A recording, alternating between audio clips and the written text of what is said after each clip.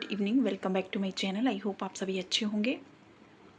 आज हम human digestive system के एमसीक्यूज़ करेंगे जो आपके एचपीटीजीटी में प्रीवियस ईयर्स में पूछे गए हैं, और साथ ही ये एमसीक्यूज़ आपको एचपीटीजीटी के लिए, एचपी टेट के लिए, सी टेट के लिए, केवीएस या एनवीएस, आप कोई भी टीचिंग एग्जाम देने जा रहे हो उन सभी के लिए ये आपको हेल्पफुल होंगे। तो ये सबसे पहले हम ह्यूमन फिजियो से स्टार्ट कर रहे हैं। ह्यूमन फिजियो का फर्स्ट टॉपिक जो है वो ह्यूमन डाइजेस्टिव सिस्टम है, वहाँ से हम एमसीक्यूज़ करना स्टार्ट करेंगे और ऐसे ही पूरे टॉपिक वाइज हम बहुत सारे एमसीक्यूज़ की प्रैक्टिस करेंगे। तो चलिए आज की क्लास स्टार्ट करते हैं। First question is the what is the procedure for ingesting food known as options are digestion, assimilation, ingestion and egestion, and the correct answer is the option number C, ingestion. Ingestion is the correct answer. There are five phases in the digestive process. Digestive process में 5 phases होते हैं, और इनका जो order है वो इस तरह से है: ingestion, digestion, absorption, assimilation and ईजेशन। यहाँ से एक क्वेश्चन सी टेट में पूछा जाता है। इसके प्रोसेस के जो ये स्टेप्स हैं इनके बारे में ही आपसे क्वेश्चन पूछा जाता है कि इनका जो राइट ऑर्डर है वो कौन सा है। देन इंजेशन, सबसे पहला जो इसमें फेज है वो इंजेशन है। इंजेशन एक ऐसा प्रोसेस है जिसमें एनिमल फूड को अपनी बॉडी के अंदर लेता है। देन इसके बाद आ जाता है डाइजेशन। डाइजेशन एक ऐसा प्रोसेस है जिसमें लार्ज मॉलिक्यूल स्मॉलर मॉलिक्यूल्स में ब्रोकन डाउन हो जाते हैं। Large molecules are transformed into a small water soluble molecules. Then इसके बाद आ जाता है absorption. It is a process by which digestive foods enter the bloodstream. Digestive food bloodstream के अंदर enter होता है. Then इसके बाद आ जाता है assimilation. It is the process by which ingested food is absorbed by the body cell for use as fuel and source of growth. Assimilation एक ऐसा प्रोसेस है जिसमें इंजेस्टेड फूड को बॉडी सेल्स एब्सॉर्ब करते हैं, और बॉडी सेल्स जो है ग्रोथ जिनसे बॉडी सेल्स की होती है, बॉडी सेल्स इस एब्जॉर्ब फूड को एज अ फ्यूल यूज़ करते हैं। देन इसके बाद आता है ईजेशन। ईजेशन जिसमें अनडाइजेस्टेड फूड बॉडी से बाहर निकल जाता है एज अ फिशेस। देन ये क्वेश्चन हो गया सी टेट में, ये क्वेश्चन बार बार रिपीट होता है। Then next question is what is the function of saliva in digestion? Options are starch, fiber, proteins, fats, and the correct answer is the option number A. Starch is the function of saliva in digestion. Saliva एक liquid है जिस liquid है that various animals जैसे कि humans में और animals में saliva एक liquid है, create mouths that is typically frothy. Then saliva में 98% वाटर होता है जो सलाइवरी ग्लैंड प्रोड्यूस करते हैं, बट इसमें बहुत सारे असेंशियल एलिमेंट्स होते हैं जैसे कि electrolytes, mucus, antibiotics, chemicals and other enzymes. Saliva बहुत सारे डाइजेस्टिव टास्क को परफॉर्म करता है जैसे कि फूड को मॉइस्ट करता है and assisting in the formation of bolus of food that is simple to swallow, और फूड को स्वेलो करने में हेल्प करता है। देन सलाइवा में एंजाइम अमाइलेज प्रेजेंट होता है। अमाइलेज प्रेजेंट होता है which convert starches into maltose, जो स्टार्च को माल्टोज और डेक्स्ट्रिन में कन्वर्ट करता है जो सलाइवा में ही होते हैं। अमाइलेज, आपको ये एंजाइम याद रखना है, सलाइवा में अमाइलेज एंजाइम प्रेजेंट होता है जो स्टार्च को माल्टोज और डेक्स्ट्रिन में कन्वर्ट करता है। एंजाइम से क्वेश्चन पूछा जाता है। Then saliva does not break down fats, fibres और प्रोटीन। सलाइवा कोई भी फैट्स, फाइबर्स और प्रोटीन्स को ब्रेक नहीं करता है। देन जो डाइजेशन का जो प्रोसेस है वो माउथ से ही स्टार्ट हो जाता है। Then next question is the which of the following is made and stored in the liver cells, and the correct answer is the option number C, glycogen. ये ऐसे क्वेश्चन हैं जो बार बार एग्जाम में पूछे जाते हैं। देन ग्लाइकोजन एक polysaccharide है जो बॉडी में एज अ ग्लाइकोजन की फॉर्म में स्टोर होता है, और ये लीवर में स्टोर होता है। Glycogen is transformed into glucose when the body needs energy. जब भी बॉडी को एनर्जी की ज़रूरत होती है ग्लाइकोजन ग्लूकोज में ट्रांसफॉर्म हो जाता है, and then glucose it released into the blood to reach the target cell. Glycogen एक ग्लूकोज का ही मल्टी ब्रांच पॉलीमर है। In humans and animals glucose glycogen की फॉर्म में स्टोर होता है। ये मोस्टली लीवर और मसल्स में स्टोर होता है। Then next question is, the next point is the process of glycogenesis transforms any glucose that is not immediately consumed into glycogen for storage in the liver and muscles. Then next question is which is the longest segment of the digestive system in the human body? Options are pancreatic duct, small intestine, large intestine, and esophagus. And the correct answer is the option number B. Small intestine is the longest segment of the digestive system in human body. Longest component है small intestine digestive system का. इसकी length about 7 metres है. 22 feet इसकी small intestine की length है. And small intestines primary activities are to absorb nutrients and finish food digestion. ये nutrients को absorb करता है और फूड डाइजेशन को फिनिश करता है. Then next question is the majority of the water from the indigestible food is absorbed in. Options are stomach, food pipe, pancreas, large intestine, and the correct answer is the option number D, large intestine. The majority of the water from the indigestible food is absorbed in large intestine. Large intestine एक important role play करता है digestive system में. It absorbed most of the water from indigested food. इसकी large intestine की length 5 feet है. Then next question is which hydrolytic enzymes react in low pH environment. Option है ऐसा कौन सा हाइड्रोलिटिक एंजाइम है जो लो pH एनवायरमेंट में रिएक्ट करता है. ऑप्शन है peroxidase, hydrolysis, amylases and proteases. And the correct answer is the option number D. Proteases एक ऐसा एंजाइम है जो लो pH एनवायरमेंट में रिएक्ट करता है. और ये आपको एंजाइम्स पता होने चाहिए. एंजाइम से क्वेश्चन आते ही आते हैं. Then hydrolytic enzyme disassembled proteins, lipid, nucleic acid, carbohydrate and fat molecules into their most basic compound.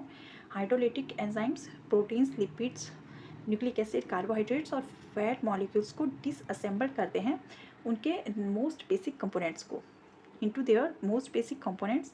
Mostly सभी डाइजेस्टिव एंजाइम्स हाइड्रोलिटिक एंजाइम्स होते हैं. Due to release of HCl के रिलीज होने की वजह से स्टमक का pH लो होता है.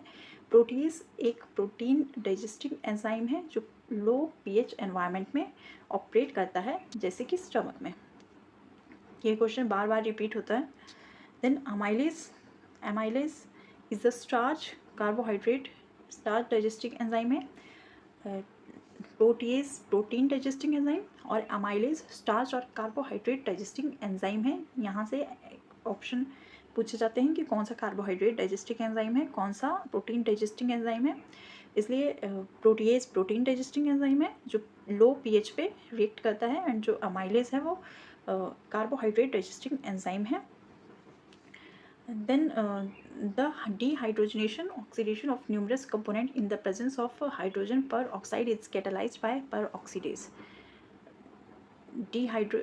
बहुत सारे कंपाउंड्स की डिहाइड्रोजनेशन जो है हाइड्रोजन पर ऑक्साइड की प्रेजेंस में पर ऑक्सीडेज एंजाइम कैटालाइज करता है. पर ऑक्सीडेज एक आयरन कंटेनिंग एंजाइम है that is primarily found in plants but is also present in leucocyte and milk. Leucocyte और मिल्क में भी पेरोक्सीडेज एंजाइम प्रेजेंट होता है. सो ये इंपॉर्टेंट जो एंजाइम्स हैं बहुत इंपॉर्टेंट एंजाइम्स हैं. इनसे आप HP टेट, सी टेट और KVS NVS और मोस्ट इम्पॉर्टेंट जो है आपका HP TGT कमीशन में ये क्वेश्चंस रिपीट होते हैं. Protease enzyme protein digesting enzyme है जो लो pH पे रिएक्ट करता है. Then amylase carbohydrate digesting enzyme है. इसके बाद आ गया पेरोक्सीडेज आयरन कंटेनिंग एंजाइम है जो प्लांट्स में प्रेजेंट होता है लेकिन ये ल्यूकोसाइट और मिल्क में भी प्रेजेंट होता है. आपको नाम याद रखना है पेरोक्सीडेज एंजाइम ल्यूकोसाइट और मिल्क में भी प्रेजेंट होता है. Then next question is where is bile juice formed in the human body? Options are kidney, salivary gland, liver and lung. And the correct answer is the option number C, liver. bile juice human body में liver के अंदर form होता है. liver largest gland है human body की. bile juice which is bile juice gall bladder में present होता है और उसको and is secreted by the liver और इसको secrete liver cell करते हैं. Bile juice which is kept in the gallbladder and is secreted by the liver. A shear duct allows the flow of both pancreatic and bile juice into the small intestine. The liver stores glycogen which is unutilised glucose, glycogen को liver store करता है जो unutilised glucose की form में present होता है। The liver produces bile juice, urea and heparin, liver bile juice, urea और heparin produce करता है। मोस्ट इंपॉर्टेंट यहाँ से क्वेश्चन आते हैं, ये मैंने बहुत ही इंपॉर्टेंट पॉइंट्स इनमें ऐड किए हैं क्योंकि यहाँ से बार बार क्वेश्चंस रिपीट होते हैं। Then next point is the 75% of the blood that is liver receives comes by the portal vein। 75% of the blood जो liver receive करता है वो portal vein से आता है और जो 25% रह जाता है वो hepatic artery से आता है। Life is known to have a dual blood supply because of this। इसलिए लाइफ की जो है वो ड्यूअल ब्लड सप्लाई है, इस वजह से 75% ब्लड पोर्टल वेन से आता है और 25% हेपेटिक आर्टरी से आता है। Then question number 8 is the rennin enzyme is secreted in which of the following areas of the alimentary canal. Options are stomach, mouth, pancreas and jejunum and the correct answer is the option number A, stomach. The rennin enzyme is secreted by the stomach. Rennin एक proteolytic enzyme है जो gastric juice which is present in the gastric juice in the stomach of infants which aids in the digestion of casein milk। Rennin एक proteolytic enzymes है जो बच्चों के stomach के gastric juice में प्रेजेंट होता है जो डाइजेशन ऑफ मिल्क प्रोटीन में हेल्प करता है। Rennin is produced by main cells refer to as chymosin. Rennin को मेन सेल्स प्रोड्यूस करते हैं जिनका नाम काइमोसिन है, जिन्हें काइमोसिन कहा जाता है। Chymosin cells rennin enzyme produce करते हैं जो एक प्रोटियोलिटिक एंजाइम है जो बच्चों के स्टमक में पाया जाता है, जिस वजह से उनमें जो मिल्क प्रोटीन का डाइजेशन है वो इजीली हो जाता है। Most important then it's help in digestion is to curdle to coagulate milk in the stomach which is crucial for young animals।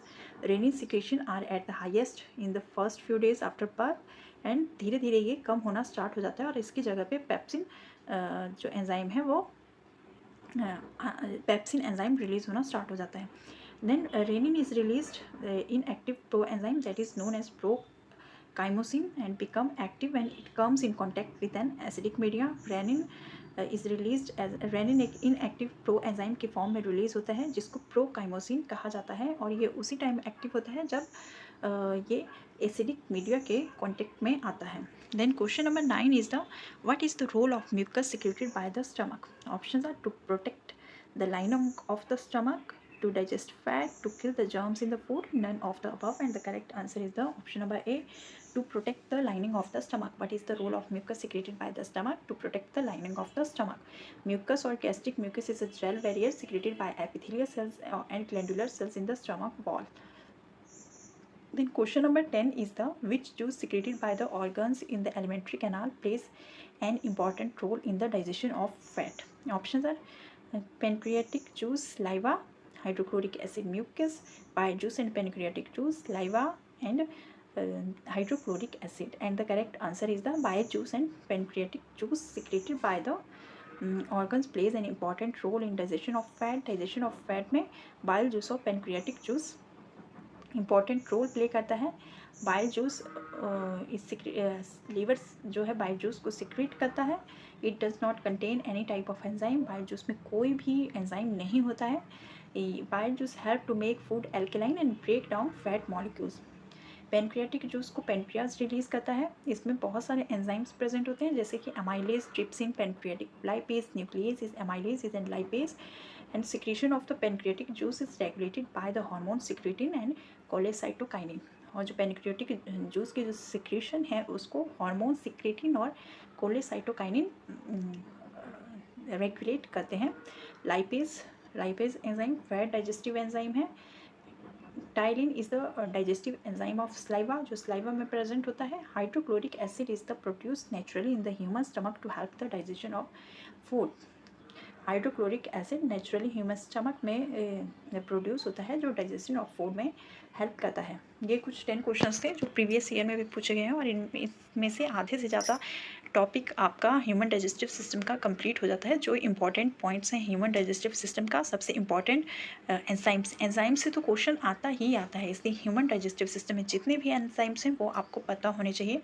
उन्हें कौन रिलीज़ करता है और फैट डाइजेशन कब होता है, प्रोटीन डाइजेशन एलिमेंट्री कैनाल के कौन से पार्ट में होते हैं, आपको ये सब पता होने चाहिए। लेकिन ये हमने ओनली 10 ही क्वेश्चंस किए हैं, इसके बाद भी हम ह्यूमन डाइजेस्टिव सिस्टम के बहुत सारे क्वेश्चंस करेंगे। अगर आपको ये वीडियो पसंद आए तो लाइक शेयर और सब्सक्राइब प्लीज़ ज़रूर करें। चैनल को ज़रूर सब्सक्राइब करें और अपने फ्रेंड्स के साथ ज़रूर शेयर करें। और अगर आपको ऐसा लगता है कि इनमें से कुछ क्वेश्चंस के आंसर गलत हैं तो प्लीज़ कमेंट बॉक्स में ज़रूर मेंशन करें और उसका आंसर भी मेंशन करें।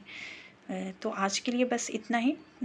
चैनल को ज़रूर सब्सक्राइब करें, वीडियो को ज़रूर पूरा देखें, ये आपके लिए बहुत ही इम्पॉर्टेंट है। क्योंकि जब तक आप प्रैक्टिस नहीं करोगे आप भी कोई भी एग्ज़ाम क्लियर नहीं कर पाओगे, इसलिए प्रैक्टिस बहुत ज़रूरी है। चाहे आप वीडियो की स्पीड थोड़ा इंक्रीज़ करके वीडियो को देख लें, लेकिन आप वीडियो को देखना ना भूलें।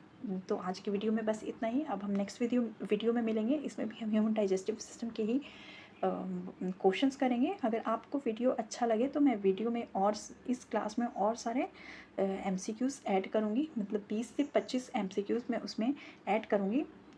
इसलिए कमेंट बॉक्स में ज़रूर बताएं कि आपको वीडियो कैसा लगे। Bye bye, take care.